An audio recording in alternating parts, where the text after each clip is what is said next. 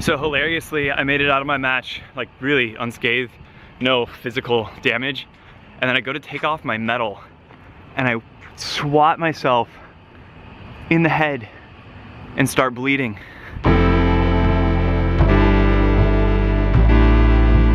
Ryan Little.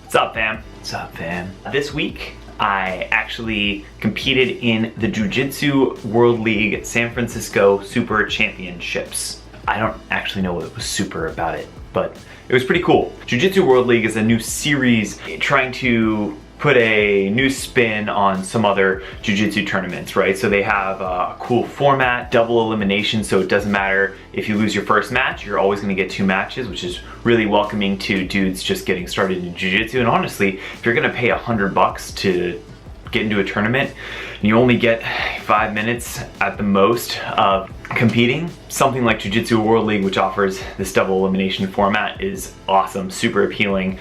They have music playing.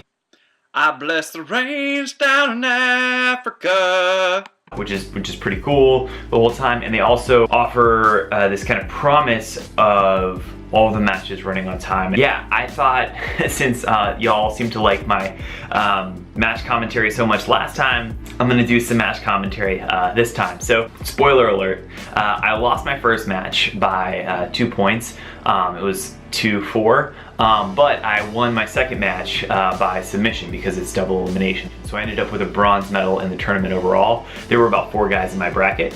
Yeah, so I'm gonna go through my first match first because I lost, and that's the one where it's, I think, the most entertaining for us all to kind of dig in. And then I'll play my second match. So without further ado, the headphones, brah, let's get into it.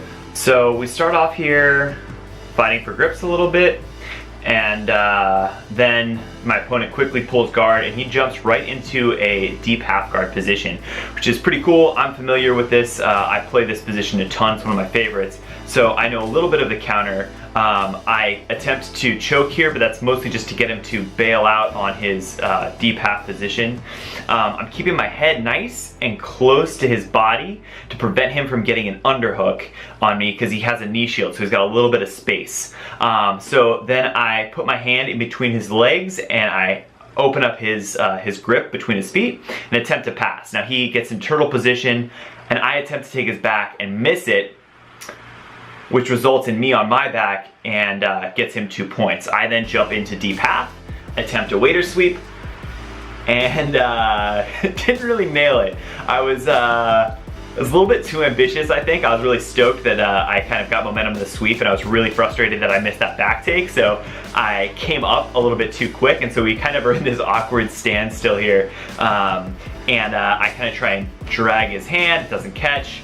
I run, come up to the back, and then we stand up. Now here, I yank him down, and that was actually totally intentional, and for some reason the ref gave him 2 points there for, I think, a takedown, because I think he thought he had a leg hook, but he missed it. And instead, we're in this, I'm gonna choke you, no, you're not gonna choke me, I'm gonna choke you, no, you're not gonna choke me, and this goes on for a few seconds here, and my guard, if you notice, I have a different hair strategy this time. I was a little bit more shaggy and unshaven. I thought that might intimidate my opponents more than my kind of typical match look. So here we stand up, or he stands up rather. Back of steel, this guy. That was a really ugly looking deadlift. And I reach back and I decide I'm gonna pull De La Riva. I really definitely telegraphed to him that I was gonna pull De La Riva before that though. And he moves forward with a nice knee cut over my knee. I try and clasp on because I can see that deep half position here. I get that grip and then go for the waiter sweep, but it doesn't happen. He stuffs it because he's also a very good half guard player. And so I decide to come out the back, which is a terrible move. There isn't a lot to do from there, but I end up with a single leg and put him on his back, which puts the score at 2-4. So here I'm setting up an X pass, but it doesn't happen. So I decide to slide my knee over his knee and make a typical half guard pass. So I tried to make this pass at the beginning of the match, and I sort of learned from what I did before, and that I predicted that he was going to turtle up once I kind of got my hand in between his legs, like I'm doing right now, and sort of crushed his legs. But he's a really good half guard player, so we stall out here for a little bit. I make the pass, but I miss it, and I go for double unders to kind of give him a stack pass, and he catches a triangle. He pulls one arm through. I put a hand on the knee. I'm determined to not end up on this guy's highlight reel with a sub in a tournament, and kind of here taking my time because I really don't want to get choked out. So then I do establish the double underhooks here and move towards a stack pass, but I keep missing the grip on the cross lapel.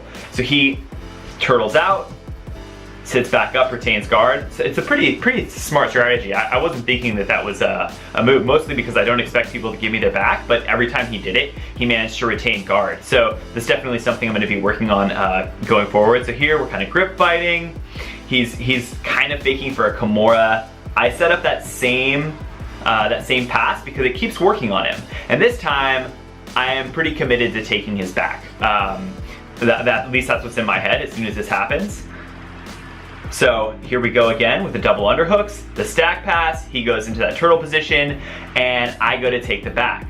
I catch an arm and think I can land a crucifix, which I get kind of close, but he pulls my leg in between his legs here. So he is holding my leg in between his legs so that I don't have an official crucifix.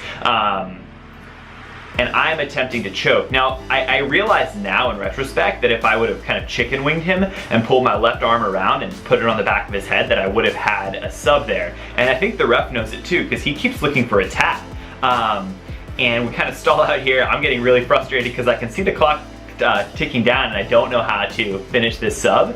I'm blowing a lot of energy on that grip, and I'm just kind of frustrated. Throws in the towel, and that's the end of the match. Give each other daps. This guy was definitely a good opponent for me. So in my last tournament, I learned a lot, mostly from the fact that I was not moving as aggressively as I would have liked to. So it's kind of interesting, right? Because the conventional wisdom is that, hey, you're in a tournament, you should play a defensive game, you should play a smart tactical game, and I was just playing way too defensive and not advancing enough. So my coach's main advice to me was be first, take some risks, and so I came in with a strategy around takedowns and sweeps. Mostly he said, you know, that when I get a grip, I'm doing that because there's something I know that I want to do, so just do it. You have 90% of what you need, so just commit to it, because in the time that you pause and second guess yourself, you're going to telegraph to your opponent, just like I did with that De La Riva, exactly what you're gonna do, and so they have time to react. So now let's go ahead and move to my second match. Here we start. Some kind of basic grip fighting. I should mention that he went to the school that the other guy went to. So they both do this guard pull where they basically jump right into half guard. And then I go for a knee cut pass here, which I land pretty well. Stall out a little bit because I don't have control of his neck and his head, right? So he puts a hand in like he's gonna shoot for deep half, so he kind of gets in under my right thigh. And then I set up a guillotine here, not because I think I'm gonna do it, but just because I wanted him to give up his grips. I get my leg through, but don't quite finish the pass because he's turtling up into me, just like the other guy did. So as he does this, I'm not gonna let this happen again, and I take his back. So I kind of pull in a knee, and here we're off camera, but then I set up my grips. The ref stops us, checks the grips. This was a really good ref, by the way, except for that missed call earlier, which I didn't really understand. He was really conscientious of where my grips were before and after, so that we were set up exactly to start here. And we go in, I get both my hooks in there, and he gives me the points for taking the back. I kind of pause for a minute, just take the points. And then here, I start trying to execute the choke. So I'm arching my hips forward so that he is uncomfortable, right? So that basically his back is sort of hyperextended. I chicken wing him, so I get a hand underneath his arm and around to the back of his head. and kind of pull off a sort of weird Ezekiel bow and arrow choke there. And that's it. That match was pretty fast. So that landed me with the bronze. A few things about Jiu Jitsu World League that were pretty cool. Check-in was super easy, their staff was very nice, they're all super helpful, pointing me where to go. Weigh-ins were really cool. You could weigh in anytime up until an hour before your match. So if you're nervous about your weight cut, you could just walk right up and weigh in the moment that you walked in. As far as running the event on time, that was the one glitch that was a little bit of a bummer. My match was scheduled for 6 p.m., which as a blue belt, like, it's pretty late. Like, they usually put black belts or the really exciting matches that people want to see that late in the day. So for me to be competing that late was kind of counterintuitive. And then they pulled us out of the bullpen and they moved us to the mat. I actually waited an hour and a half before my match started. There was a backup on our mat, and with the way their system runs, when everything is going perfectly, then it's fine. But if there is a snag, all of the matches are sort of preloaded onto the computer systems that are on each of the mats, and it's kind of really hard to transfer those over to other mats. So if there's a stall on your mat, you end up waiting and waiting and waiting. So then they pulled us over to another mat, and there was a problem there. Actually, our ref pulled us out, almost started the match, had to shake hands, and he realized that the monitor for him was unavailable, so he stopped us, and we had to wait another 5 minutes. So it was a little bit of a bummer because everything up until that point was pretty slick. Like actually sending me texts, you know, hey Blake, your first match is at 6 on mat 8, giving me a link to make sure I can see all of my information. They even sent me the address of the place where I was supposed to go for the tournament. They were updating me, you know, every couple of hours as the status of the tournament was going on. So that was really cool.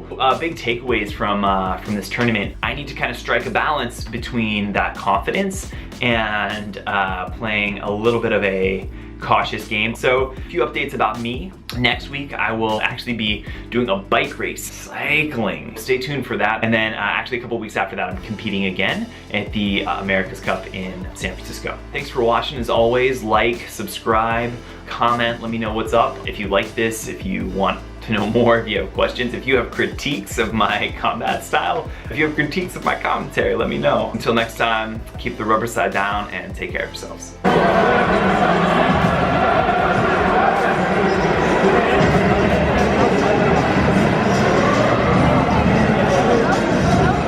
That dude is legit on rollerblades right now.